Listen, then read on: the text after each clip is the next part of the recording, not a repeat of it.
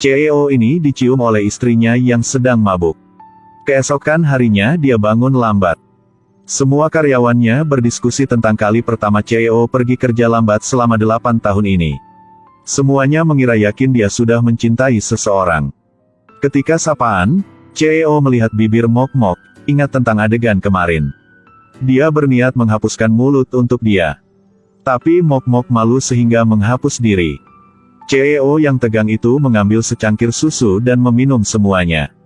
Ini milikku, bukankah kamu hanya menyukai kopi saja? Aku tahu, tapi bagaimana aku menyukai susu milikimu?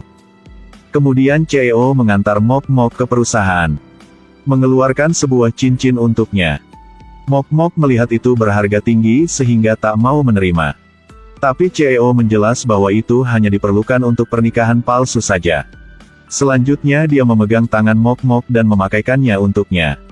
Tak diizinkan melepas cincin itu. Keesokan harinya dengan senjagaan Nin mengajak Mok-Mok membeli sepatu. Lalu memilih sebuah sepatu yang berharga tinggi untuknya. Mok-Mok tahu harganya 3.500 yuan sehingga dia tak bisa membeli. Kartu kreditnya sudah habis uang dari 6 bulan yang lalu. Nin tersenyum puas, mengejek bahwa istri CEO tetapi tak cukup uang untuk membeli sebuah sepatu. Selanjutnya dia mengatakan akan membelikan sepatu itu untuknya. Tak disangka Mok-Mok mengeluarkan kartu kredit hitam dari tasnya. Nin melihatnya sangat marah. Pada saat ini di kantor, CEO sedang marah dan mengkritik rencana yang dilakukan dengan buruk. Meminta Departemen Komunikasi harus melakukan rencana lain dalam besok. Pada saat ini, HP-nya memiliki pemberitahuan pengurangan uang dari Mok-Mok. Suasana hatinya tiba-tiba menjadi senang. Menyuruh sekretarisnya memberikan tambah 3 hari untuk Departemen Komunikasi. Pada malam hari ketika Mok-Mok berpartisipasi konferensi pers. Aktris lain yang berada di karpet yang sama cemburu ketika dia melihat bahwa pakaiannya mirip dengan miliknya. Saat menuruni tangga dengan sengaja mendorongnya ke pagar. Gaunnya ternoda cat. Setelan ini adalah sponsor edisi terbatas, hanya ada satu di seluruh negeri. Ketika manajer melihat ini, dia dengan keras mengkritiknya dan menyuruhnya bersiap secara mental untuk memberi kompensasi. Juga membatalkan status karpet merahnya malam ini. Mok-Mok mengambil gaun dan pergi ke kamar mandi untuk mencucinya.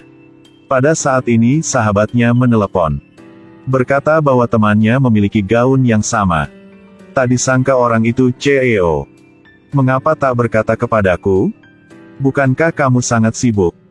Jadi masalah ini aku tak mau mengganggumu. Aku suamimu. Mengapa kamu meminta bantuan Gia Enhi bukan aku? Kamu hanya suami nominal. Dan dia benar-benar keluargaku. Apa yang kamu mau lakukan? Katakan lagi. Sakit. CEO mengatakan bahwa dia sudah membeli semua pakaian dari brand itu. Dan menemukan gaun yang sama untuk dia. Ketika Tuhi mengira dia bisa bersinar di atas panggung tiba-tiba Mok-Mok muncul, Tuhi sangat marah. CEO mengantar Mok-Mok ke pameran. Dan memakaikan kalung di lehernya. Ini sangat mahal, aku tidak akan bisa membayar jika terjadi kesalahan. Maka kamu akan menggunakan tubuhmu untuk membayar hutang. Dalam pameran, Mok-Mok bertemu dengan pria yang meninggalkannya. Tantin baru saja melihat dan mengenali kalung di leher Mok-Mok. Itulah produk utama dari pameran ini. Bertanya dia itu dari mana. Pada saat ini Bos Lang pergi ke sana untuk membantunya. Tantin menyuruh Trie Giangon membeli kalung itu sebagai hadiah ulang tahunnya. Jika kamu menyukainya, belilah, anggap itu 1 bulan bahagia kita bersama. Trie Giangon memanggil staf dan mau membeli kalung itu. Karyawan berkata kalau membeli, dia harus membayar selama 3 hari. Trie Giangon bermurah hati dalam menandatangani kontrak. Segera setelah itu, Tantin dengan arogan mengulurkan tangannya dan menyuruh Mok-Mok untuk melepas rantai itu. Kamu cinta pria aku pernah cinta. Kalung yang aku memakai kamu juga suka. Mungkinkah kamu mencintaiku? Dia sangat marah. Mok-Mok berniat melepas kalung itu tapi dicegah oleh CEO. Apakah kamu yakin kamu akan membeli kalung ini?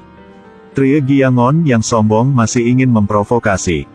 Tapi pada saat ini staf mengatakan kalung itu berharga 5 juta yuan. Ketika dia mendengar harganya, dia diam. Menjijikkan dengan kalung pedesaan yang jelek, harganya sangat tinggi.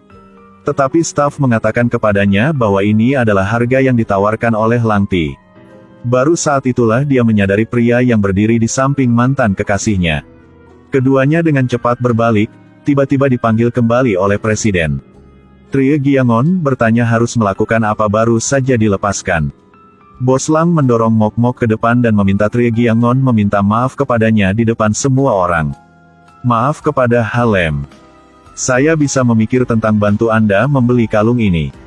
Tak ada cara yang lain. Trie Giangon hanya bisa meminta maaf kepadanya tentang zina. Kemudian memaksa Tantin meminta maaf.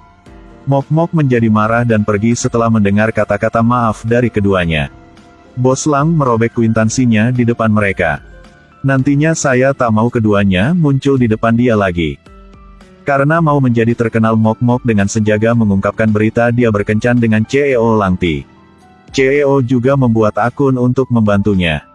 Memberikan nama mencari hidup untuk membesarkan Mok Mok.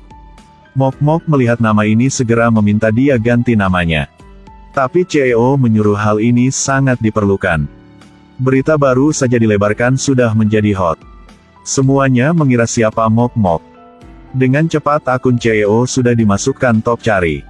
Topiknya suami ini baik sekali. Tak disangka CEO mencintai istrinya seperti ini.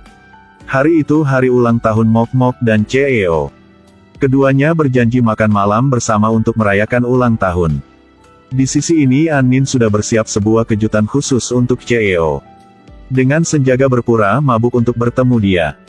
Mok Mok juga memasak makanan dan kue ulang tahun di rumah. Tapi sudah lama tak melihat dia pulang. Menyalakan HP melihat Anin posting foto selamat ulang tahun. Berpikir keduanya sedang di samping bersama. Dia marah dan makan semua makanan. CEO menemui Anin baru saja menemukan Anin tak mabuk. Menyuruh dia jangan bercanda lagi. Lalu mau pergi dengan cepat. Tapi Anin menahankan CEO dan mau makan malam bersama dia. Anin, kamu tahu hari ini sangat penting bagiku. Mok Mok sedang tungguku di rumah. Anin tak menahan lagi sehingga mengatakan kata cinta kepada dia. Tapi Bos Lang bilang dia selalu menganggapnya sebagai adik perempuan. Kecintaannya hanya adalah kepemilikan. Bos Lang pulang melihat Mok Mok sedang makan diri, dia tahu Mok Mok sedang marah. Jadi menyeret dia ke setempat. Di mobil CEO memberikan hadiah untuknya. Dia membukanya, itulah sertifikat hak guna rumah. Apakah kamu menghadiahkan sebuah rumah untukku? Tak bisa, tak bisa. Hadiah ini terlalu berharga, aku tak bisa menerima. Sama-sama, itu hanya bentuk saja. Apa maksudmu? Kita sudah menikah. Milikku juga milikmu. CEO bertanya Mok Mok hadiah yang dia siap di mana. Mok Mok dengan malu berkata awalnya dia sudah membuat kue ulang tahun untuk dia. Tapi karena marah sehingga sudah makan semuanya. CEO mengantar Mok Mok ke toko kue. Untuk dia membuat kue untuknya. Keduanya bersenang-senang. Mok Mok malu sehingga wajahnya kemerah-merahan. Ruang angkasa penuh rasa cinta. Oleh karena itu keduanya sudah cium-mencium. Tapi mereka hanya menikah palsu. Keesokan harinya Mok Mok agak malu. Untuk menghindari CEO dia sudah syuting dengan kru.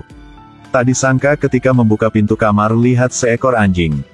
Ternyata Bos Lang sudah mengikutinya ke sini.